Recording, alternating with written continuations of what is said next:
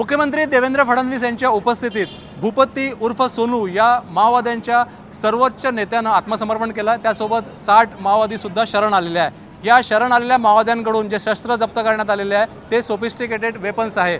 हे जे शस्त्र आहे हे शस्त्र अत्यंत अत्याधुनिक आहे आणि हे अत्याधुनिक शस्त्र माओवाद्यांपर्यंत कसे पोहोचले याची चौकशी होणार असल्याचं मुख्यमंत्री देवेंद्र फडणवीस यांनी सांगितलं आहे।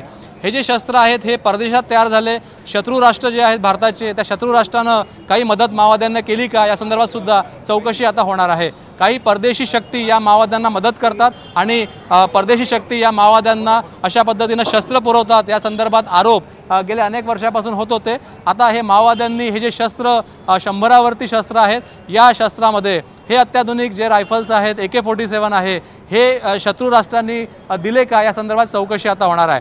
हे जे रायफल्स आहे या रायफल्सला फक्त रायफल्स नाही गोळ्या सुद्धा या कुठून आल्या याची सुद्धा चौकशी होणार आहे आणि अत्यंत सोफिस्टिकेटेड हे वेपन्स आहे आणि एका वेपन्समधून एका वेळीस हल्ला केला जाण्यासाठी वापरले गेलेले आहे आणि यातून बंदुकीच्या गोळ्या ज्या आहे त्या सुद्धा वेगाने निघतात आणि AK-47 सारखे जे अत्याधुनिक शस्त्र आहे त्यातून सुद्धा हल्ला करण्यासाठी घातक हे शस्त्र आहेत। त्यामुळे हे घातक शस्त्र परदेशी बनावटी शस्त्र माओवाद्यांपर्यंत कशी पोहोचली आणि याची काही आंतरराष्ट्रीय लिंक आहे का याची सुद्धा चौकशी होणार असल्याचं मुख्यमंत्री देवेंद्र फडणवीस यांनी सांगितलं आहे। व्हिडिओ जर्नलिस्ट विनय शुक्लासह प्रवीण मुधोळकर, NDTV मराठी, गडचिरोली।